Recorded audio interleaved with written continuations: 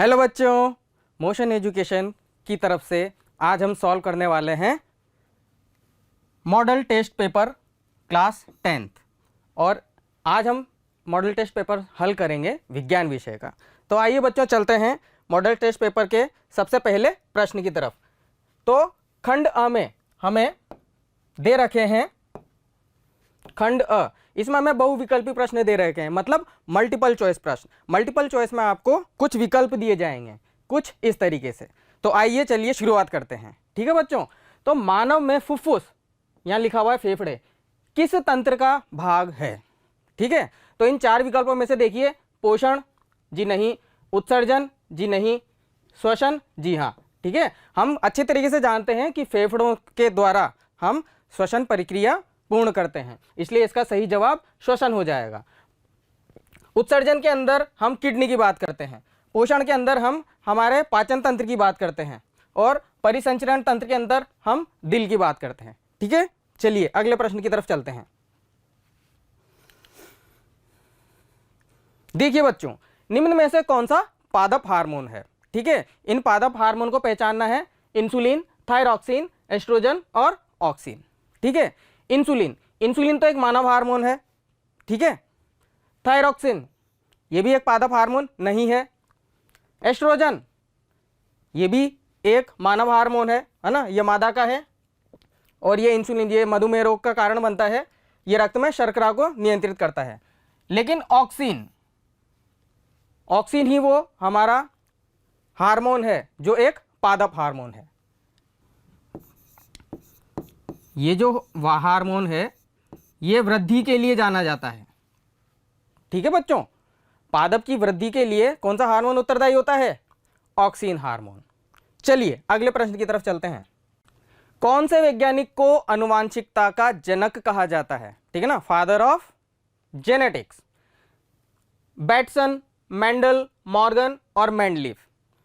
तो इसका बहुत ही आसान सा जवाब है मेंडल, क्योंकि जेनेटिक्स में आपने, है ना, आनुवांशिकी में आपने मेंडल का नियम पढ़ा है। मटर के पौधे के ऊपर इन्होंने प्रयोग किए थे, है ना, आनुवांशिकी के प्रयोग किए थे। उन्होंने मटर के पौधों की 3 पीढ़ी तक के प्रयोग किए और उसके निष्कर्ष बताए, जिनको हम आनुवांशिकता के नियम बोलते हैं। चलिए अगले प्रश्न की तरफ चलते हैं। निम्न में से किस रसायन का उपयोग फोटोग्राफी में होता है? ठीक है, आजकल तो डिजिटल फोटोग्राफ हो गए हैं, लेकिन पुराने जमाने में जब कागज के ऊपर हम पॉजिटिव निकालते थे तो उसमें सिल्वर ब्रोमाइड हमारे पास वो यौगिक था जिसका उपयोग फोटोग्राफी में किया जाता था। ठीक है, यह आपके सही उत्तर हो जाएगा इसका, सिल्वर ब्रोमाइड। हाँ तो बच्चों, अगला प्रश्न है, प्लास्टर ऑफ पेरिस का रासायनिक सूत्र क्या है? ठीक है, प्लास्टर ऑफ पेरिस का रासायनिक सूत्र, तो कैल्शियम सल्फेट, सोडियम कार्बोनेट और सोडियम कार्बोनेट। देखिए चारों ऑप्शन, दो ऑप्शन आपस में एक दूसरे से मिल रहे हैं, तो यहाँ पर इनके साथ जो ये क्रिस्टलीय जल इनके साथ जुड़ा हुआ रहता है, बस हमें इसी का अंतर पता होना चाहिए ताकि अपन बता सकें। ये हाइड्रेटेड कैल्शियम सल्फेट है, लेकिन जो हम प्लास्टर ऑफ पेरिस बोलते हैं वो ये वाला होता है, कैल्शियम सल्फेट हाफ H2O। ठीक है बच्चों, चलिए अगले प्रश्न की तरफ चलते हैं। निम्न में से उत्कृष्ट गैस है नोबल गैस। ठीक है बच्चों, तो नोबल गैस वो गैस होती है जिसका बाह्यतम कक्ष में अष्टक पूर्ण होता है। ठीक है, बाह्यतम कक्ष मतलब जिस गैस की हम बात कर रहे हैं उसके परमाणु का बाह्यतम जो कोश है वो पूरा का पूरा भरा हुआ हो, वो अष्टक नियम की पालना करता हो। ठीक है, तो देखिए ऑक्सीजन कई अभिक्रियाओं में भाग लेती है, इसलिए ये तो हो नहीं सकता। हाइड्रोजन ये भी अभिक्रियाओं में भाग लेती है। तो उत्कृष्ट गैस का सबसे बड़ा पहचानने का गुण यही है कि ये रासायनिक अभिक्रिया के प्रति उदासीन होती है, मतलब ज्यादा भाग लेने की इनमें टेंडेंसी नहीं होती है। ठीक है, तो सिर्फ और सिर्फ हीलियम ही हमें एक ऐसा ऑप्शन नजर आ रहा है जो हमारा सही जवाब हो सकता है। ठीक है ना, हीलियम कैसे पता चला? भाई बच्चों के गुब्बारे में भी हीलियम भरी जाती है, जब वो हल्के होने के कारण वो ऊपर चलती है, तो न तो उसमें कुछ होता है, न वो हानिकारक है, न वो किसी प्रकार की अभिक्रिया करती है। चलिए हाँ तो बच्चों, प्रश्न को पढ़ते हैं। किस प्रकाशी घटना के कारण पानी में रखी छड़ी मुड़ी हुई दिखती है? ठीक है ना। पानी में रखी हुई छड़ी मुड़ी हुई दिख रही है, ऐसा अपन ने कुछ एक डायग्राम सा बनाया था। ये पेंसिल थी मेरी, तो मेरे को यहाँ पर इस बिंदु पर मुड़ी हुई दिखी थी। वह इसलिए दिखी थी क्योंकि प्रकाश में क्या होता है, प्रकाश में प्रकीर्णन होता है क्या? हाँ होता है। विक्षेपण भी होता है, परावर्तन भी होता है, अपवर्तन भी होता है। लेकिन यह घटना किससे संबंधित है? यह घटना संबंधित है बच्चों अपने अपवर्तन से।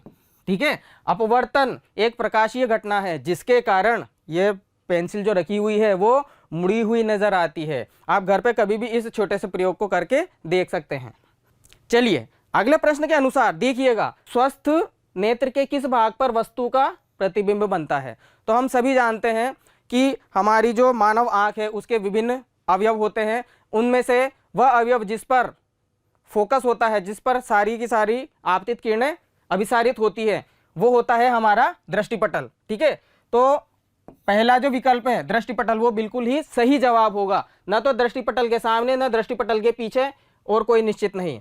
ठीक है ना, इन सब को दृष्टि मतलब जब ये ऑप्शन आप चूज करेंगे तो इसका मतलब वह स्वस्थ नेत्र नहीं है।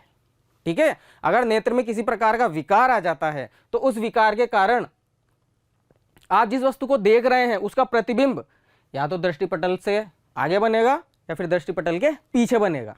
ठीक है ना, उस हालत में आपको प्रतिबिंब धुंधला नजर आएगा।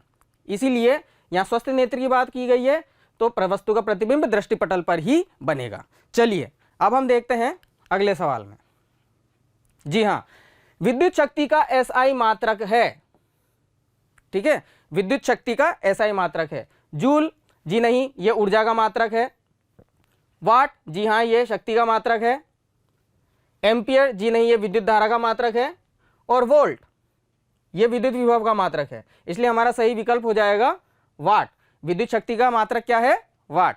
तो बच्चों अगले प्रश्न में निम्न में से कौन नवीनीकरणीय संसाधन है? नवीनीकरणीय संसाधन मतलब ऐसा संसाधन जो दोबारा से नवीन हो जाए, दोबारा से बन जाए। ठीक है, उस संसाधन को हम बोलते हैं नवीनीकरणीय संसाधन। तो उपयुक्त विकल्पों का चुनाव करते हैं अपन। पेट्रोल क्या दोबारा बन सकता है क्या ये पेट्रोल? जी नहीं, ये दोबारा नहीं बन सकता, इसको बनने में हजारों करोड़ों साल लगते हैं। कोयला, जी नहीं, इसके साथ भी कुछ ऐसा ही है, यह भी बहुत ज़्यादा समय लेता है प्राकृतिक रूप से उत्पन्न होने के लिए। प्राकृतिक गैस, जी नहीं, प्राकृतिक गैस भी इन सभी का मिला जुला रूप है, इनसे उत्पन्न होती है प्राकृतिक गैस, इन कच्चे पदार्थों से। ठीक है, लेकिन जो सौर ऊर्जा है, सौर ऊर्जा मतलब सूर्य की ऊर्जा, तो सूर्य की ऊर्जा हमें प्रतिदिन नहीं मिलती है। ठीक है ना, वह कभी खत्म नहीं हो सकती है, या फिर हम उसको ज्यादा से ज्यादा बचा के रख सकते हैं। ठीक है, तो सौर ऊर्जा इसका सही विकल्प होगा। देखिए बच्चों, निम्न में से कौन आहार श्रृंखला का निर्माण करते हैं? ठीक है, तो आहार श्रृंखला में आप जानते हैं कि आहार श्रृंखला में सबसे पहले होते हैं उत्पादक जो उत्पन्न करते हैं, उसके बाद होते हैं उपभोक्ता, है ना। उपभोक्ता भी कई प्रकार के होते हैं, प्राथमिक, द्वितीयक, तृतीयक। ठीक है, और उसके बाद लास्ट में आते हैं डिकम्पोजर्स, मतलब जो क्षरण करते हैं, है ना, खत्म कर देते हैं, मरी वगैरह चीजों को मिला के मिट्टी में मिला देते हैं और वापिस इस आहार श्रृंखला की चक्र को पूर्ण करते हैं। तो आहार श्रृंखला के निर्माण में आप इन विकल्पों को देखकर सही उत्तर का चयन कर सकते हैं। देखिए, घास, बकरी तथा मानव। घास यहाँ पे उत्पादक है, बकरी तथा मानव ये क्रमशः द्वितीयक और तृतीयक उपभोक्ता हैं। ठीक है, घास, गेहूं तथा आम। ठीक है, तो इसके अंदर सभी उत्पादक है, घास भी उत्पादक है, गेहूं भी तथा आम भी, ये तीनों ही उत्पादक हैं। तो प्रश्न में पूछा गया है निम्न में से कौन आहार श्रृंखला का निर्माण करता है? ठीक है ना, तो आहार श्रृंखला का निर्माण कौन करेगा बच्चों? उत्पादक। जी हाँ, अगर उत्पादक ही उत्पाद पैदा नहीं करेगा तो प्राथमिक, द्वितीयक, तृतीयक उपभोक्ता क्या खाएंगे? इसीलिए और विकल्पों को भी हम एक बार देख लेते हैं। बकरी ये उत्पादक, ये उपभोक्ता, गाय उपभोक्ता, हाथी उपभोक्ता, ये भी नहीं होगा, ये भी नहीं होगा। घास, मछली, इसमें भी उपभोक्ता आ गए अपने, ये और ये, तो ये भी नहीं होगा। केवल और केवल इसमें ही तीनों विकल्प ऐसे हैं जो हमें उत्पादक बता रहे हैं। तो यही वो अवयव हैं जो आहार श्रृंखला का निर्माण करते हैं। चलिए आगे चलते हैं। देखिए, टिहरी बांध बना हुआ है। ठीक है, टिहरी बांध, टिहरी बांध गंगा नदी पर बना हुआ है बच्चों, ये जीके का प्रश्न है। ठीक है, टिहरी बांध गंगा नदी पर बना हुआ है। गंगा नदी पर मतलब दो नदियों, गंगा की दो सहायक नदियों का संगम है वहाँ पे, भागीरथी और एक और दूसरी सहायक नदी आती है, तो उस जगह पर टिहरी बांध का निर्माण हुआ है। तो यहाँ पर जो मुख्य नदी है इसके अनुसार हम सही विकल्प का चयन कर लेते हैं, जो कि है गंगा नदी। हाँ तो बच्चों, अब हम रिक्त स्थानों की पूर्ति करेंगे, मतलब आगे वाले जो कुछ सवाल हैं उसमें हमें रिक्त स्थान भरने हैं। देखते हैं सबसे पहले क्या है। कार्बन कार्बन एकल बंध युक्त यौगिक डैश कहलाते हैं। ठीक है ना, कार्बन और कार्बन के मध्य एकल बंध होना चाहिए, मतलब एक कार्बन ये एक कार्बन ये, इनके अंदर एकल बंध हो गया है, परंतु कार्बन की 4 संयोजकता होती है, तो ये बाकी की 3 संयोजकता अभी भी फ्री है, तो इसको आके हाइड्रोजन पकड़ता है, इसको आके वो हाइड्रोजन पकड़ता है। तो इस प्रकार के यौगिक को क्या बोलते हैं, इस प्रकार के यौगिक। और एक दूसरा यौगिक होता है जिसके अंदर हम यहाँ पे डबल बॉन्ड कर देते हैं। ठीक है ना, तो डबल बॉन्ड होता है तो उसके अंदर हाइड्रोजनों की संख्या कम हो जाएगी। क्यों? क्योंकि ये 2 हाइड्रोजन में काट दूंगा तभी तो ये इलेक्ट्रॉन और ये इलेक्ट्रॉन यहाँ पे इसको बॉन्ड बनाएंगे। ठीक है ना भाई, रासायनिक बंध ये इन दोनों हाइड्रोजनों को हटा दूंगा तभी तो ये दोनों इलेक्ट्रॉन मिलकर यहाँ पर एक रासायनिक बंध बनाएंगे। ठीक है, तो प्राथमिक जो मैंने आपके सामने डायग्राम बनाया था ये वाला, सिर्फ एकल बंध के कारण। ठीक है, तो इसके अंदर हाइड्रोजन जुड़ने की संभावना अधिक से अधिक थी। कितना हाइड्रोजन है? 1 2 3 4 5 6। ठीक है ना, 6 हाइड्रोजन थे। लेकिन अगर मैं कार्बन और कार्बन के बीच में एकल बंध ना करके डबल बॉन्ड कर दूं, ठीक है ना, द्विबंध कर दूं इसको, तो 2 हाइड्रोजन कम हो जाएंगे, है ना, मतलब इसके अंदर हाइड्रोजन की कमी आ जाएगी। ठीक है ना, मतलब इसका पेट नहीं भरेगा, ये संतृप्त नहीं होगा। इसीलिए जब भी कार्बन और कार्बन के मध्य एकल बंध होता है तो उसे हम बोलते हैं संतृप्त हाइड्रोकार्बन, संतृप्त हाइड्रोकार्बन। ठीक है बच्चों, चलिए अगले प्रश्न को देखते हैं। परमाणु के किस कोश में इलेक्ट्रॉनों की संख्या अधिकतम ज्ञात करने का सूत्र है? ठीक है, तो परमाणु के विभिन्न कोश होते हैं KLMN, जिससे हम इनको निरूपित करते हैं। ठीक है ना, मुख्य क्वांटम संख्या के अनुसार इस तरीके से।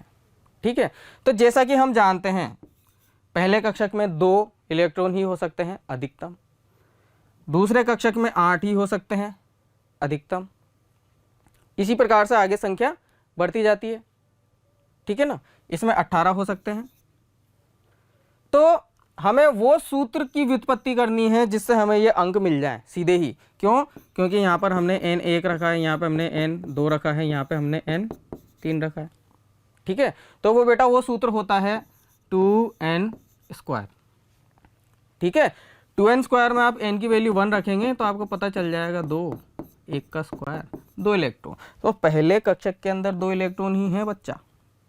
ठीक है, अब जब हम n की वैल्यू 2 रख देंगे तो हमें पता चलेगा 2, 2 का स्क्वायर बराबर 8। तो दूसरे कक्षक में कितने इलेक्ट्रॉन होंगे? 8। ठीक है ना, तो जो हम जानकारी जानते थे उससे उसका हमने उपयोग करा और कुछ इस प्रकार से हमने सूत्र की व्युत्पत्ति कर दी। मतलब आप ये जानते हैं, इसके लिए आप इस उल्टा भी देखें तो आपको कुछ पता चल जाएगा, कुछ इस तरीके का सूत्र आ रहा है तो आप इस निष्कर्ष पर पहुंच जाएंगे। नहीं तो ये डायरेक्ट डाटा भी होता है, आप किताब में से इसको डायरेक्ट भी याद कर सकते हैं। चलिए अगले प्रश्न को देखते हैं बच्चों। अब ये 2 तंत्रिका कोशिका के मध्य खाली स्थान को क्या कहते हैं? ठीक है, उनके बीच के खाली स्थान को हम बोलते हैं सिनेप्स। क्या बोलते हैं? सिनेप्स।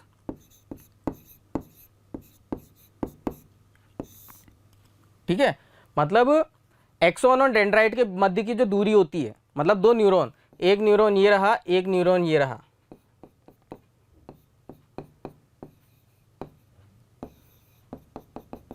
ये से न्यूरॉन होते तो न्यूरॉन के बीच की ये जगह जहां पर विभिन्न प्रकार के आयनों का आदान प्रदान होता है ना, जिसको हम बोलते हैं कि हमारी सोच कैसे विकसित होती है, हम जो सोचते हैं तो सिग्नल कहाँ से चलते हैं। तो ये खाली जगह वही जगह है 2 तंत्रिका कोशिकाओं के मध्य, जिसमें से वो आवेग निकलते हैं जिससे हमारी सोच बनती है, जिससे हम सोच सकते हैं, जिससे हम बुद्धिमान कहलाते हैं। ठीक है, इस जगह को बोलते हैं सिनैप्स। तो आप यहाँ पर लिख सकते हैं सिनैप्स। चलिए विद्यार्थियों, अगले प्रश्न को देखते हैं।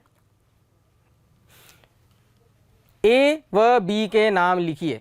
ठीक है बच्चों, तो आपको यहाँ पर इस अभिक्रिया को देखते ही पता चल रहा होगा कि ये कुछ जानी पहचानी अभिक्रिया है। ठीक है, प्रकाश संश्लेषण के दौरान यही होता है। देखिए, कार्बन डाइऑक्साइड है, अभिकारकों में कार्बन डाइऑक्साइड है और जल है। ठीक है, तो पौधा यही तो अवशोषित करता है, कार्बन डाइऑक्साइड और जल को उसने अवशोषित किया है और उत्पाद में क्या बनाया है, ग्लूकोज, और मुक्त की है ऑक्सीजन। भाई इसी को तो प्राणवायु बोलते हैं हम, इसी को तो हम इनहेल करते हैं, सांस इसी से तो लेते हैं। तो देखिए, वो ए और बी पूछ रहा है। तो प्रकाश संश्लेषण के बारे में बचपन से हमें यही सिखाया गया है कि प्रकाश संश्लेषण किसकी उपस्थिति में होता है, सूर्य के प्रकाश की उपस्थिति में। तो ए हमारे पास आएगा बच्चों, क्या आ जाएगा, ए, सूर्य का प्रकाश, क्योंकि जीवन का स्रोत ही यही है, सूर्य का प्रकाश। ठीक है, उसके बाद जब हम बात करते हैं बी की, तो दूसरा वो आवश्यक अवयव क्या था जिसके बिना प्रकाश संश्लेषण की ये वाली अभिक्रिया पूरी नहीं हो सकती, वो था क्लोरोफिल। ठीक है ना, पौधे की पत्तियों में पाया जाता है हर एक रंग का वर्णक, एक प्रकार का वर्णक होता है वो क्लोरोफिल। ठीक है ना, जहां पर यह अभिक्रिया संपन्न होती है। तो बी आ जाएगा हमारे पास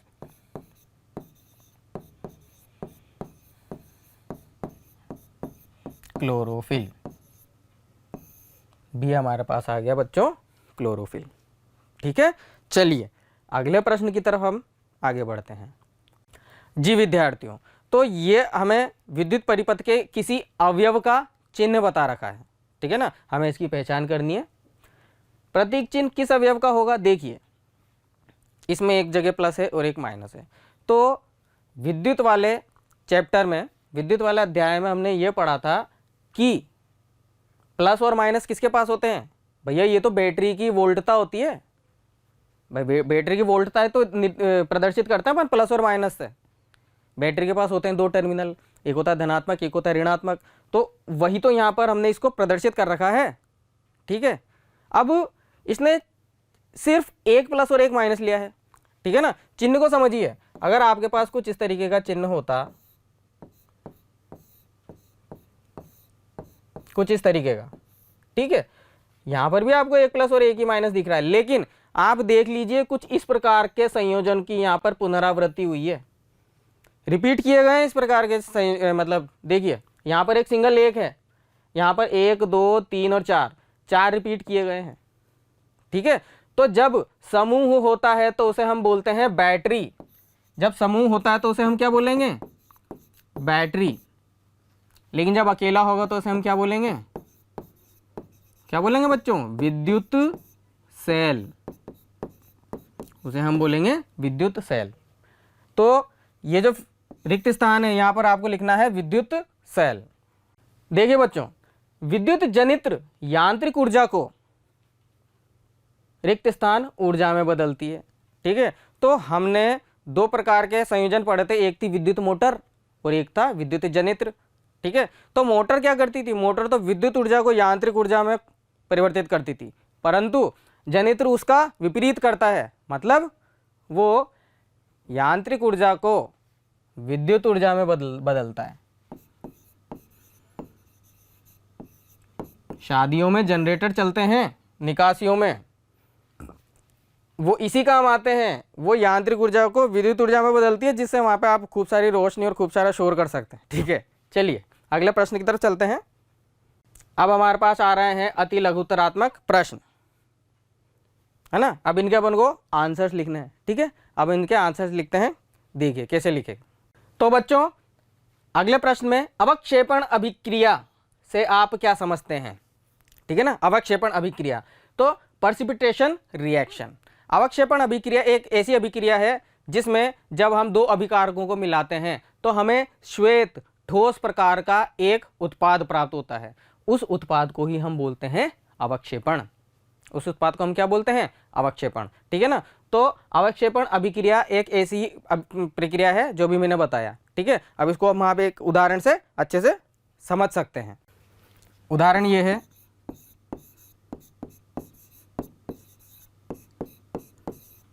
देखिए ये दो प्रकार के अभिकारक हैं, पोटेशियम क्लोराइड और सिल्वर नाइट्रेट। ठीक है, जब हम इनकी अभिक्रिया करवाएंगे तो हमें पोटेशियम नाइट्रेट मिलेगा और AgCl मिलेगा। ठीक है, तो ये जो AgCl होता है ये श्वेत ठोस होता है। क्या होता है? श्वेत ठोस। ठीक है, और यही अवक्षेप होता है। क्या होता है? अवक्षेप। अवक्षेप होने के कारण यह गुरुत्व के प्रभाव में विलयन के नीचे की तरफ इकट्ठा हो जाता है। ठीक है ना, ढेर की तरह, कचरे की तरह। तो अवक्षेपण अभिक्रिया एक ऐसी अभिक्रिया है जिसमें दो अभिकारक मिलकर एक उत्पाद के रूप में एक श्वेत ठोस अवक्षेप बनाए, है ना। जो ऐसा मतलब ठोस जैसा होता है तो वो विलयन में ठहर नहीं पाता, वो गुरुत्व के प्रभाव में नीचे बैठ जाता है, इसीलिए उसको हम बोलते हैं अवक्षेपण अभिक्रिया। ठीक है, तो हमें सिर्फ KNO3 शुद्ध प्राप्त हो जाता है क्योंकि ये तो अभिक्रिया में नीचे बैठ ही जाता है। ठीक है, चलिए अगले प्रश्न की तरफ चलते हैं। उदासीन विलयन के pH का मान क्या होगा? तो बच्चों pH के बारे में हमने बात की है। तो जब हम जानते हैं कि हमारा pH 7 होता है तो उसे ही हम उदासीन बोलते हैं। ठीक है ना, मतलब विलयन की प्रकृति कैसी है? उदासीन। लेकिन जब हम 7 से पीछे की तरफ चलते हैं, 0 की तरफ, ठीक है ना, तो अम्लीयता बढ़ेगी। क्या बढ़ेगी? अम्लीयता, एसिडिटी। ठीक है बच्चों, और अगर हम 7 से बढ़े आगे की तरफ pH स्केल पे, pH पैमाने पे हम 7 से आगे की तरफ बढ़ेंगे तो क्या बढ़ेगी बच्चों? क्षारीयता। ठीक है, तो प्रश्न में हमसे सिर्फ उदासीन विलयन का pH पूछा है तो आंसर आ जाएगा 7। उदासीन विलयन की pH सांद्रता कितनी होती है? 7। अब अगले प्रश्न को देखते हैं। मिश्र धातु के 2 उदाहरण लिखिए। मिश्र धातु, मिश्र धातु मतलब अलॉय। ठीक है, तो हम जब कॉपर में जिंक मिलाते हैं तो हमें मिलता है पीतल। क्या मिलता है? पीतल, ब्रास बोलते हैं इसको। ठीक है, एक उदाहरण हो गया। अच्छा, 2 पूछे हैं। ठीक है, तो जब हम कॉपर में टिन मिलाते हैं, सॉरी, जब हम कॉपर में टिन मिलाते हैं, टिन, जब हम कॉपर में टिन मिलाते हैं तो हमें मिलता है कांसा। ठीक है, इसको हम इंग्लिश में ब्रॉन्ज बोलते हैं। तो ये 2 उदाहरण पर्याप्त हैं इस सवाल के लिए, है ना। तो आपको उसके अवयव पता होने चाहिए जिन 2 धातुओं से वो मिलकर बना हुआ है, तभी तो वो मिश्र धातु कहलाएगा। ठीक है ना बच्चों, तो चलिए अगले प्रश्न को देखते हैं।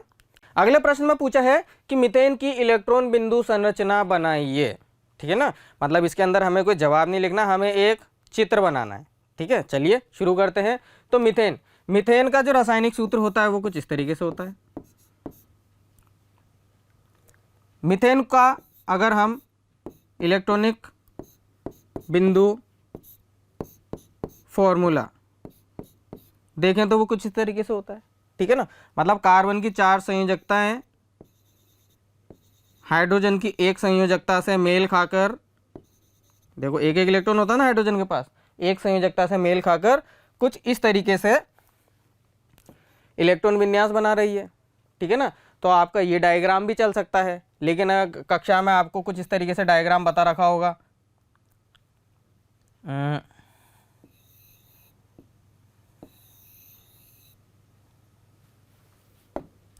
डायग्राम देखिए आप, उसके बाद आपको अंदाजा हो जाएगा।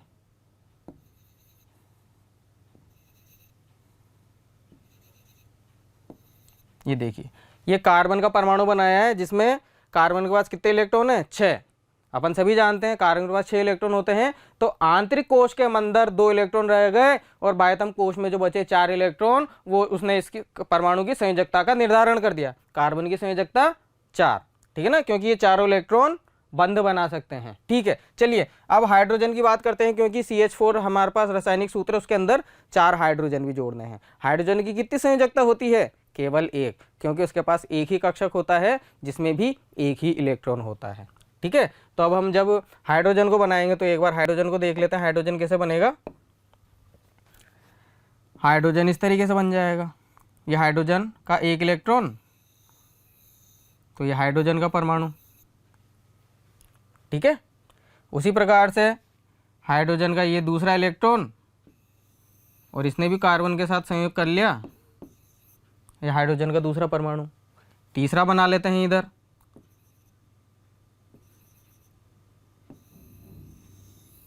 ये हाइड्रोजन का तीसरा परमाणु, और ये हाइड्रोजन का चौथा परमाणु। ठीक है, तो देखिए हाइड्रोजन के पास भी 2 इलेक्ट्रॉन हो गए यहाँ पर। तो देखिए ये हाइड्रोजन की संयोजकता भी पूर्ण हो चुकी है, इस हाइड्रोजन की संयोजकता भी पूर्ण हो चुकी है, इसी प्रकार से सारे हाइड्रोजन की संयोजकता पूर्ण हो चुकी है ना। तो इलेक्ट्रॉन बिंदु संरचना आप इस तरीके से भी बना सकते हैं या फिर इस तरीके से भी बना सकते हैं। ठीक है ना, चलिए अगले प्रश्न को देखते हैं, उसमें क्या बताया गया है। जी विद्यार्थियों, मेंडलीव की आवर्त सारणी की कोई एक कमी लिखी है। ठीक है ना, हमें मेंडलीव की आवर्त सारणी की एक कमी लिखनी है। तो सबसे पहली जो कमी थी वो ये थी कि हम हाइड्रोजन के लिए स्थान निश्चित नहीं कर पाए थे।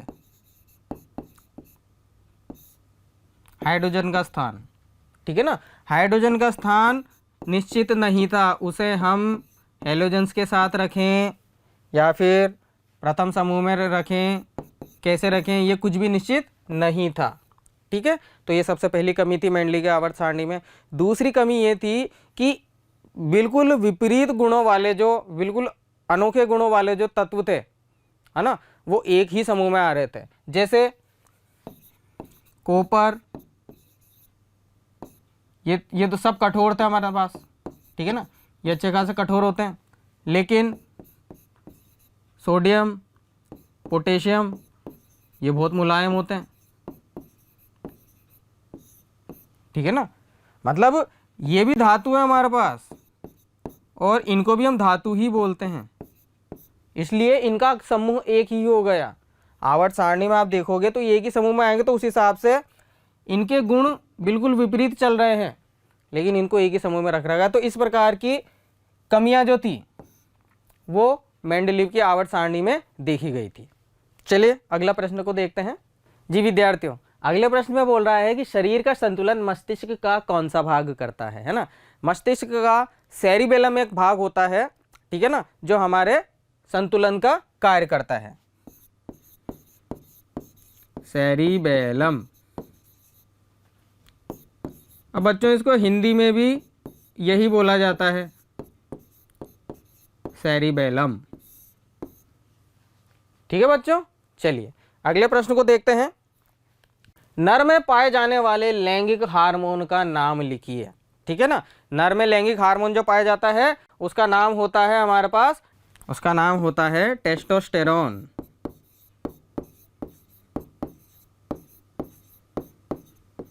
टेस्टोस्टेरोन, ठीक है ना, ये नर हार्मोन है। ये क्या है? ये नर हार्मोन है। इसी प्रकार से एक हार्मोन आप और सोच सकते हैं, वो है एस्ट्रोजन। ये मादा हार्मोन है, ठीक है ना, दोनों ही मानव हार्मोन है जिसमें से नर हार्मोन पूछा गया है।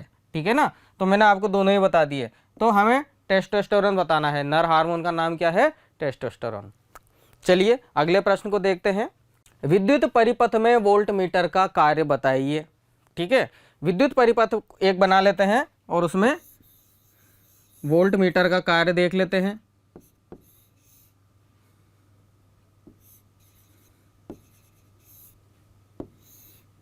जी, ये हो गई आपकी कुंजी, ये आपका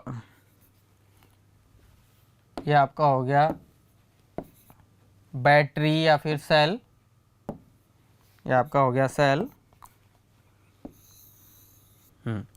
तो जैसा कि विद्युत परिपथ में आपको सिखाया गया है कि हमेशा जो वोल्ट मीटर होता है वो कैसे जोड़ा जाता है, वो किसी भी अवयव के समांतर में जोड़ा जाता है ना, समांतर में। तो ये लीजिए, ये हमने एक बल्ब अपने पास क्या है, एक प्रतिरोध अवयव है, ये बल्ब भी अपने पास अवयव है, तो इस अवयव के समांतर में हमने वोल्ट मीटर जोड़ दिया। अब वोल्ट मीटर को हमने इन दो बिंदुओं के बीच में जोड़ा है, ए और बी, ठीक है। तो वोल्ट मीटर क्या करेगा, वोल्ट मीटर विभवांतर का मापन करेगा, विभवांतर, ठीक है ना, विभवांतर, कि भाई ए और बी के बीच में कितना विभव में अंतर आया है। अगर ए बिंदु पर 5 वोल्ट था तो बी बिंदु पर यदि 8 वोल्ट होता है तो विभवांतर कितना हो जाएगा, 3 वोल्ट का, ठीक है ना।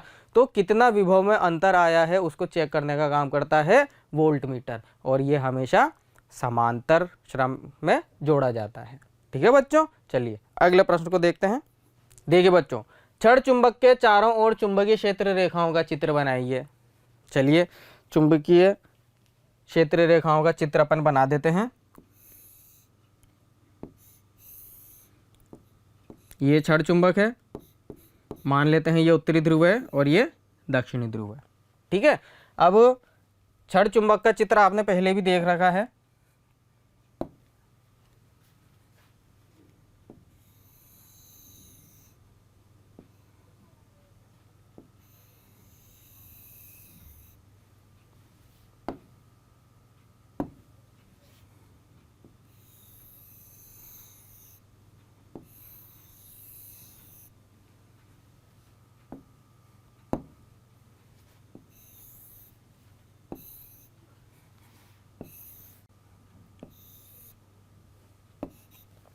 दिशाओं का विशेष ध्यान रखें बच्चों।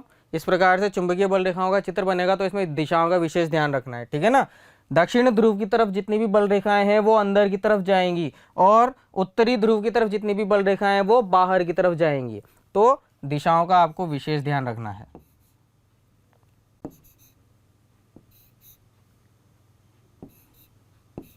कुछ इस तरीके से, ठीक है ना। ये तो इस तरीके के चित्र बना देंगे आपका ये सवाल का जवाब पूर्ण हो जाएगा। चलिए अगले प्रश्न की तरफ चलते हैं। जी हाँ विद्यार्थियों, अगले प्रश्न में पूछा है कि जीवाश्म ईंधन के 2 उदाहरण अपन लिखने हैं, ठीक है। तो जीवाश्म ईंधन, जीवाश्म ईंधन वो ईंधन होता है जो प्राचीन काल में रहे जिंदा हो रहे जीवों के अंशों से के अपघटन से पैदा हुआ है, ठीक है। जैसे प्राचीन काल में कई जानवर थे, मिट्टी में दब गए तो उनसे पेट्रोल बन चुका है ना। हजारों करोड़ों साल में उनके पूरे शरीर का, उनके पूरे जीव द्रव्य का अपघटन हुआ, जिसके कारण पेट्रोल की या पेट्रोलियम पदार्थ की उत्पत्ति हुई है, ठीक है। तो इसके एग्जाम्पल्स हम लिखते हैं। कोयला, ठीक है ना, एक और हो जाएगा पेट्रोलियम,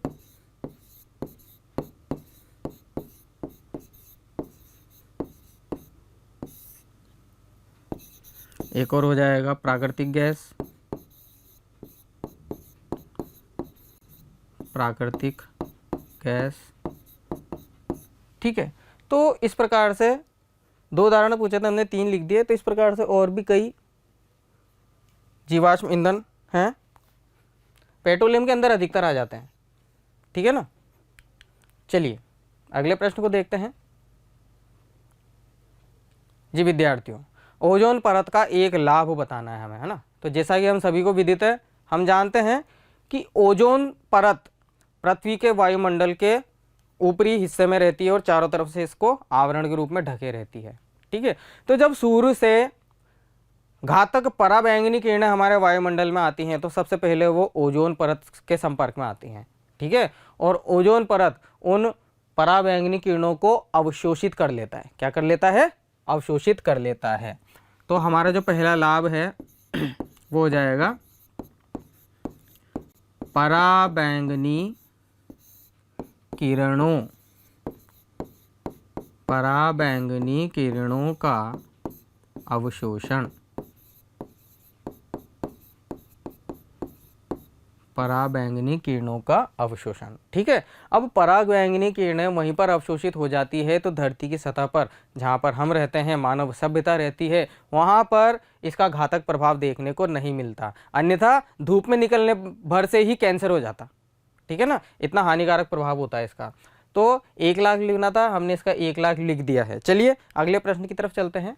हाँ विद्यार्थियों, अगले प्रश्न में फ्लेमिंग के वाम हस्त नियम में अंगूठा किसकी दिशा को दर्शाता है। ठीक है, तो हमें फ्लेमिंग का वाम हस्त नियम देखना है। तो जैसा कि हम जानते थे कि जो पहली उंगली होती है ये क्षेत्र की दिशा को बताती है, अंगूठा होता है वो बल की दिशा को बताता है, और ये जो बीच वाली उंगली होती है ये धारा की दिशा को बताती है। ठीक है ना, तो अंगूठे की बात करते हैं अगर हम, अंगूठा, तो अंगूठा हमें बताएगा बल की दिशा। किसकी? बल की दिशा किससे होगी हमें पता, अंगूठे से।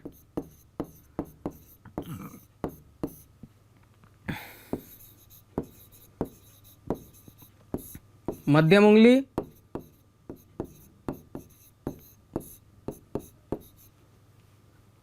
ये हमें प्रदर्शित करती है धारा की दिशा।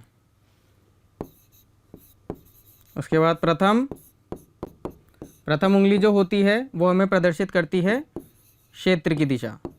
ठीक है ना, कि क्षेत्र कैसा है। तो हमारा सही जवाब हो जाएगा अंगूठा। चलिए अगले प्रश्न को देखते हैं। अब हम पहुंच गए हैं खंड ब पे, है ना। यहाँ पर भी अति लघुतरात्मक प्रश्न आएंगे। तो देखते हैं, लोहे को जंग से बचाने के लिए 2 तरीके बताइए। ठीक है, लोहे को जंग से बचाना है हमें, तो आप एक चिर परिचित घरेलू तरीका जानते होंगे, पेंटिंग का। ठीक है, आप किसी भी लोहे की वस्तु पर पेंट कर देते हैं, बाहर से ग्रीसिंग कर देते हैं। ठीक है ना, जिससे कि वह बाहरी ऑक्सीजन और बाहरी नमी से अपने आप को बचाए रखे। क्यों? क्योंकि ऑक्सीजन और नमी के प्रभाव से ही जंग लगता है। तो सबसे पहला हो जाएगा पेंटिंग, सबसे पहला हो जाएगा पेंटिंग। ठीक है, एक और लिख देते हैं दूसरा तरीका होता है गैल्वेनाइजिंग। दूसरा तरीका होता है गैल्वेनाइजिंग।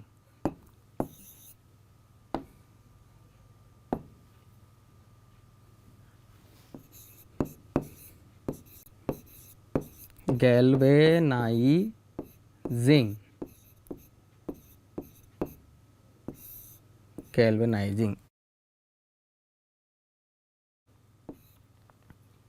गैल्वेनाइजिंग में हम एक जिंक की परत चढ़ा देते हैं बच्चों। क्या करते हैं?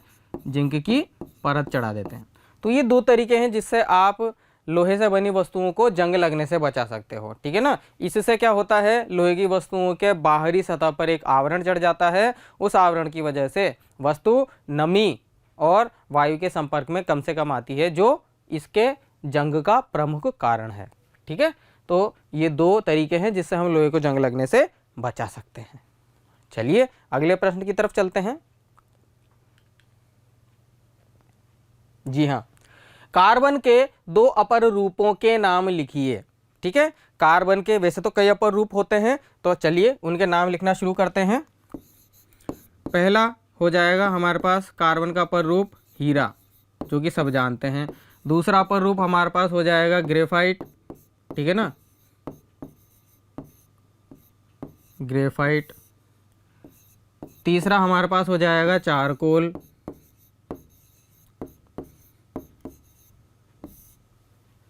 चौथा हमारे पास हो जाएगा फुलरीन।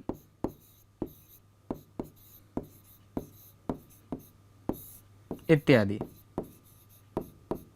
ठीक है ना, इत्यादि कई प्रकार के इसके अपर रूप होते हैं। तो हमने अपर रूप 2 अपर रूपों के नाम बोले थे, अपन ने 4 लिख दिए हैं, तो कोई से भी 2 आप यहाँ पर लिख सकते हैं। ठीक है, अब अगले प्रश्न को देखते हैं। अगले प्रश्न के अनुसार हमें मिशेल की संरचना को परिभाषित करना है। ठीक है ना, मिशेल। तो मिशेल की संरचना मैं आपके सामने बना देता हूँ।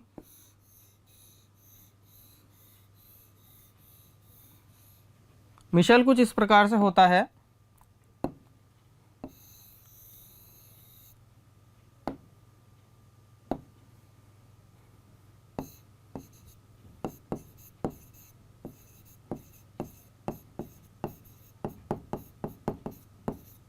हाइड्रोफिलिक एंड, और इसको बोला जाता है हाइड्रोफोबिक एंड। इस पर कंपैरेटिवली नेगेटिव आवेश और इस पर कंपैरेटिवली धनात्मक आवेश होता है।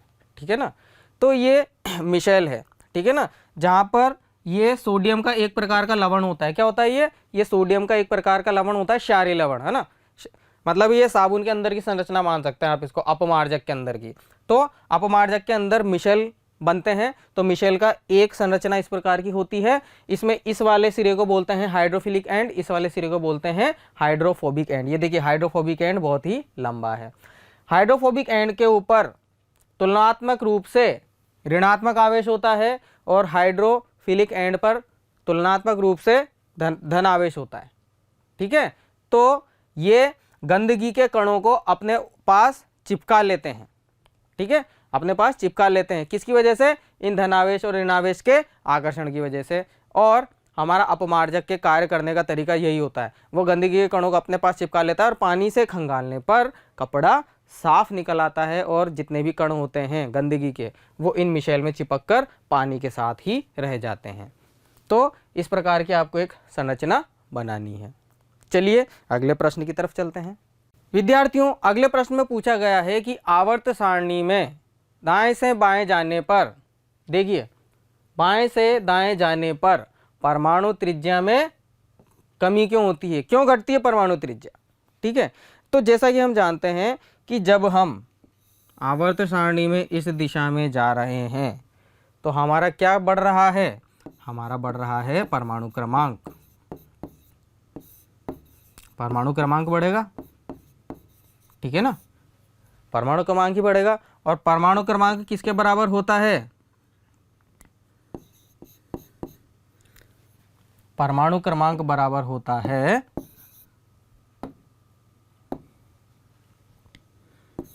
प्रोटॉनों की संख्या के, ठीक है ना भाई। नाभिक के अंदर प्रोटॉनों की संख्या कितनी है उसे ही तो हम परमाणु क्रमांक बोलते हैं, ठीक है। तो जब आप आवर्त सारणी में इस दिशा में बढ़ते हैं तो परमाणु क्रमांक बढ़ेगा, प्रोटॉनों की संख्या बढ़ेगी, और प्रोटॉनों की संख्या बढ़ेगी तो धनावेश, और प्रोटॉनों की संख्या बढ़ेगी तो धनावेश बढ़ेगा, ठीक है, धनावेश का आकर्षण।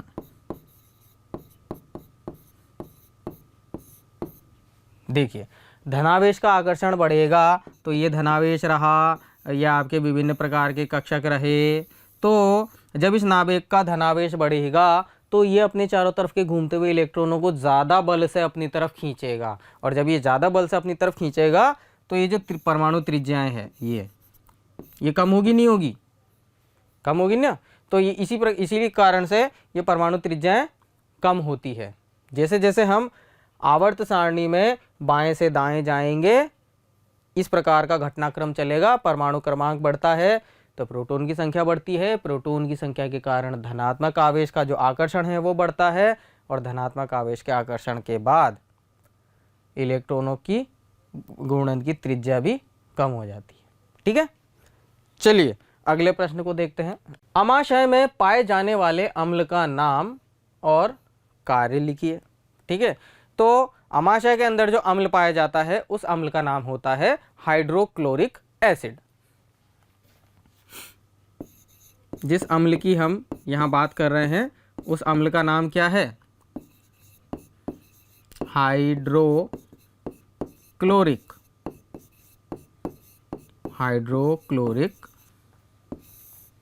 अम्ल HCl। हमें साथ के साथ इसके कार्य भी लिखने हैं, ठीक है। तो सबसे पहला कार्य इसका हो जाएगा, तो पहला हो जाएगा पेप्सिनोजन एंजाइम को सक्रिय करना। पेप्सिनोजन एंजाइम को सक्रिय करना।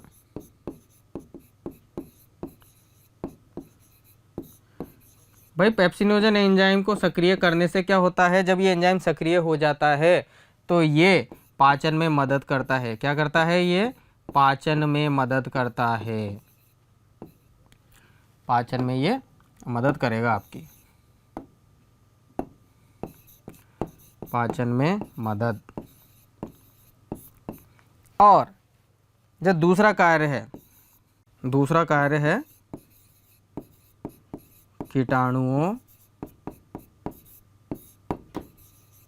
को खत्म करना। ठीक है ना, तो ये दो मुख्य कार्य हैं जो हमारे अमाशय में पाए जाने वाले हाइड्रोक्लोरिक अम्ल के कारण होते हैं। चलिए विद्यार्थियों, अगले प्रश्न की तरफ चलते हैं। अगला प्रश्न में पूछा गया है हमसे कि प्लेसेंटा किसे कहते हैं, इसका कार्य बताइए। ठीक है, तो प्लेसेंटा का दूसरा नाम होता है अपरा, इसको हिंदी में अपरा बोलते हैं, है ना। तो अपरा एक प्रकार का मानव अंग है। ठीक है ना, मानव मादा अंग।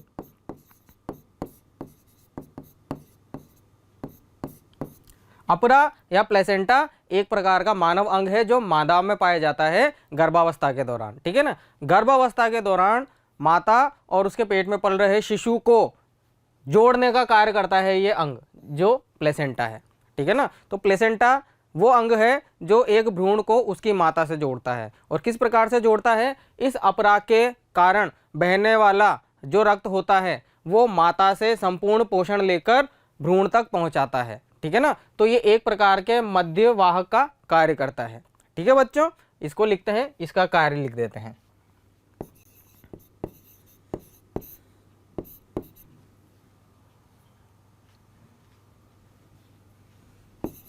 यह अंग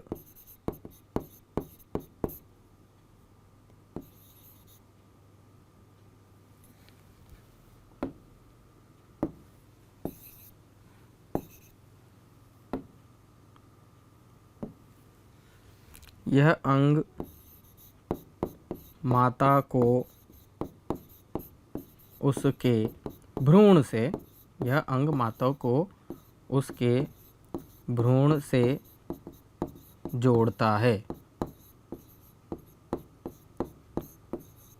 ठीक है, माता के रक्त से पोषण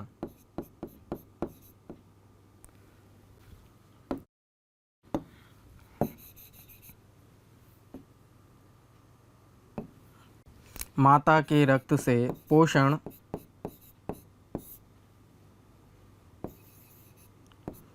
भ्रूण को अपरा या प्लेसेंटा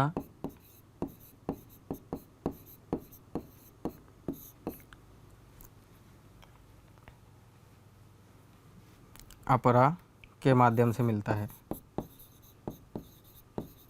के माध्यम से। ठीक है बच्चों, तो यह अंग माता को उसके भ्रूण से जोड़ता है। माता के रक्त से पोषण भ्रूण को अपरा के माध्यम से पहुंचता है।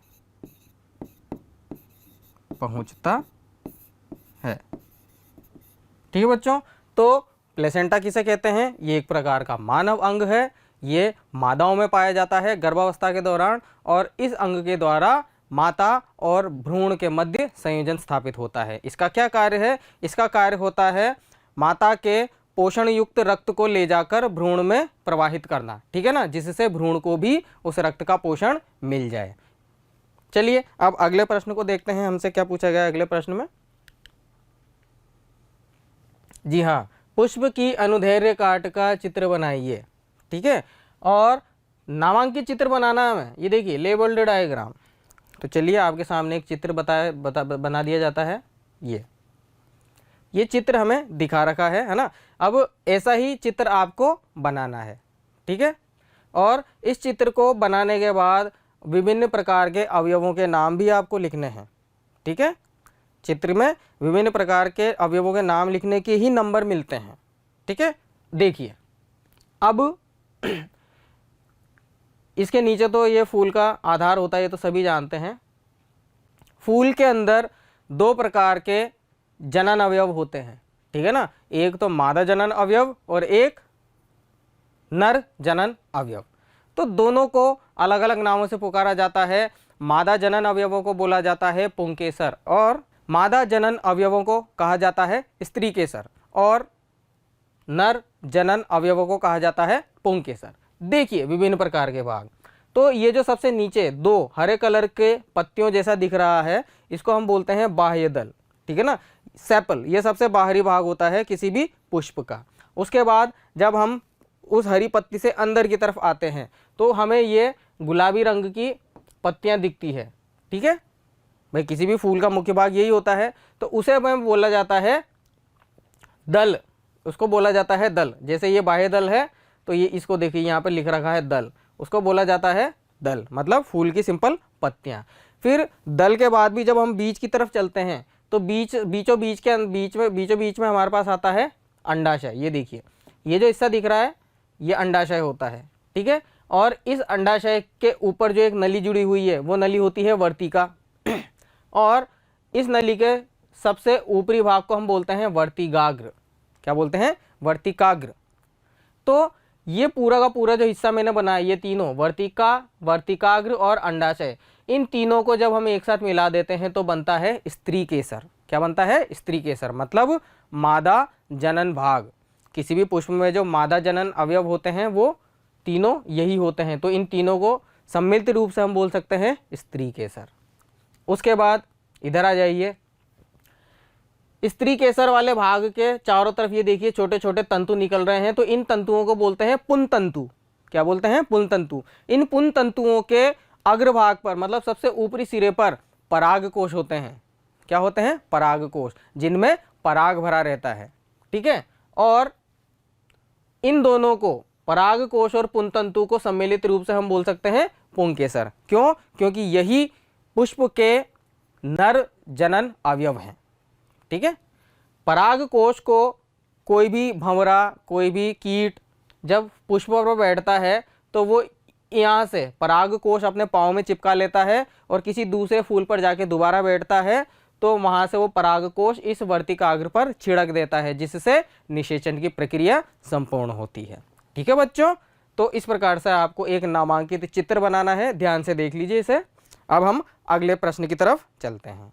हाँ बच्चों, लेंस की क्षमता का सूत्र लिखना है और उसका मात्रक लिखना है। देखिए, तो लेंस की क्षमता को हम P से निरूपित करते हैं और उसका सूत्र होता है 1/f, ठीक है। इसके मात्रक की बात करें,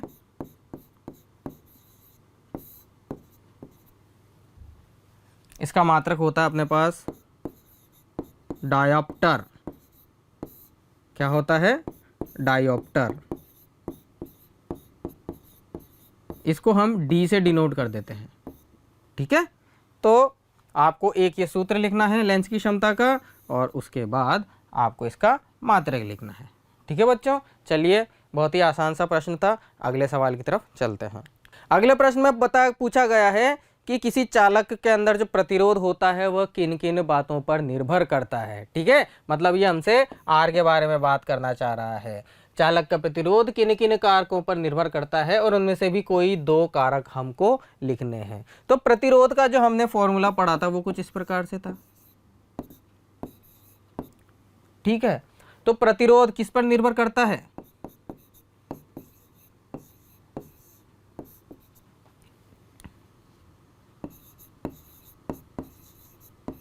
पदार्थ की प्रकृति,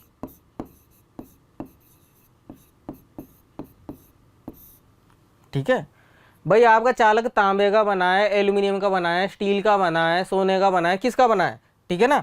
तो उस पर भी डिपेंड करेगा, उस पर भी निर्भर करेगा कि प्रतिरोध क्या होगा, ठीक है। और इस फॉर्मूले से ये 3 प्रकार के संबंध हमारे पास आए हैं, ठीक है ना। तो जैसे जैसे हम, देखिए समानुपात है यहाँ पे, तो जैसे जैसे हम चालक की लंबाई बढ़ाएंगे उसका प्रतिरोध भी बढ़ेगा, और जैसे जैसे हम चालक का ये कुछ इस तरीके से, ये लंबाई है चालक की और ये अनुप्रस्थ काट का क्षेत्रफल है A, ठीक है बच्चों। अगर हम इस चालक की लंबाई बढ़ाएंगे तो प्रतिरोध भी बढ़ेगा, ठीक है। और अगर हम इस अनुप्रस्थ काट के क्षेत्रफल को बढ़ाएंगे तो प्रतिरोध घटेगा, ठीक है ना। क्यों? क्योंकि यहाँ पर व्युत्क्रमण अनुपात है, यहाँ पे समानुपात है। L बढ़ाओगे तो R बढ़ेगा, समानुपात है। लेकिन यहाँ पर आप एरिया बढ़ाओगे, मतलब अनुप्रस्थ काट का क्षेत्रफल बढ़ाओगे तो प्रतिरोध घटेगा। तो यही दोनों लिख देना है आपको, इस सवाल के जवाब में, ठीक है ना। चलिए अगले प्रश्न को देखते हैं। विद्युत परिपथ तथा उपकरणों में सामान्यतः उपयोग होने वाले 2 सुरक्षा उपाय लिखिए, ठीक है ना। तो अपने घर में आपने सुरक्षा उपाय के रूप में सबसे पहली चीज जो देखी होगी वो होता है फ्यूज। ये हमें क्या करता है, अत्यधिक धारा के कारण, अत्यधिक धारा के कारण नुकसान से बचाव, ठीक है। अब फ्यूज होता क्या है, फ्यूज एक कम गलनांक वाला तार होता है, ठीक है, जिसको हम विद्युत परिपथ में श्रेणी क्रम में जोड़ देते हैं, ठीक है। ऐसा क्यों करते हैं, ताकि अगर वो श्रेणी क्रम में जुड़ा रहेगा तो जितनी भी विद्युत धारा आ रही है वो सारी की सारी धारा उसी में से होकर गुजरेगी। मान लीजिए अगर कभी अचानक से बहुत सारी विद्युत धारा आपके परिपथ में आ जाए, तो विद्युत धारा के ऊष्मीय प्रभाव के कारण जब वो अधिक विद्युत धारा उस फ्यूज के तार से होकर निकलेगी, तो फ्यूज के तार का तो गलनांक हमने कम रख रखा है, ठीक है ना। फ्यूज के तार का गलनांक कम होने के कारण वो तार तुरंत ही पिघल जाएगा और प्रतिरोध, आपका जो विद्युत परिपथ है वो कट जाएगा बीच में से, ठीक है ना। तो इस प्रकार से आपके घर के अंदर जो महंगे महंगे उपकरण हैं वह अत्यधिक विद्युत धारा के कारण खराब नहीं होंगे, आपका नुकसान नहीं होगा, है ना। इसीलिए हम फ्यूज वायर का उपयोग करते हैं। तो सबसे पहला जो सुरक्षा उपाय है वो हो जाएगा फ्यूज का वायर। दूसरा सुरक्षा उपाय देखिए,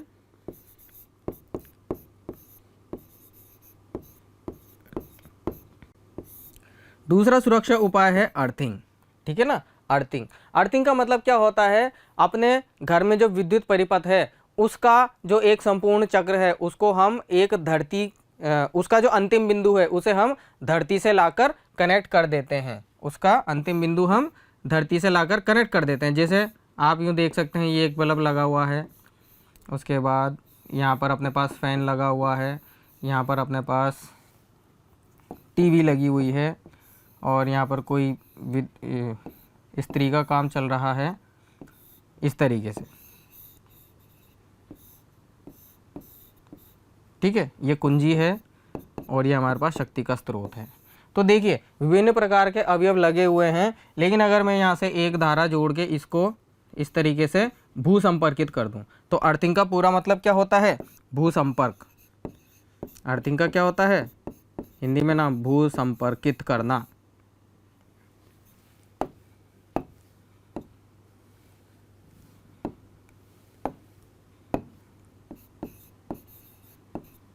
भू संपर्कित, ठीक है ना। तो बच्चों ऐसा करने से क्या होता है, ऐसा करने से ये होता है कि मान लीजिए आपके विद्युत परिपथ में कभी कोई फॉल्ट आ जाए, कभी कोई गड़बड़ी हो जाए, ठीक है ना। तो जो करंट लीक होता है भाई, जैसा आपके दूध की थैली फट जाती है या फिर कोई पानी की टंकी में छेद हो जाता है तो पानी लीक होता है ना, उसी तरीके से अगर विद्युत परिपथ के अंदर कहीं पर भी विद्युत धारा लीक होती है, विद्युत धारा छूट जाती है कहीं पे, तो वो जो बची हुई विद्युत धारा है वह धरती के निम्न विभव के कारण अपने आप धरती में चल जाती है, ठीक है ना। तो हमारा जो पूरा परिपथ है वह सुरक्षित रहता है। तो इस प्रकार के विद्युत परिपथ तथा उपकरणों के लिए 2 सुरक्षा उपाय, एक तो फ्यूज है और दूसरा है अर्थिंग करना या फिर भू संपर्कित करना है, ठीक है बच्चों। चलिए अगले प्रश्न को देखते हैं अब। तो इस प्रश्न में बच्चों हमें कहा गया है कि चुंबकीय क्षेत्र की दिशा ज्ञात करने का दक्षिण हस्त अंगुष्ठ नियम हमें बताना है, ठीक है ना।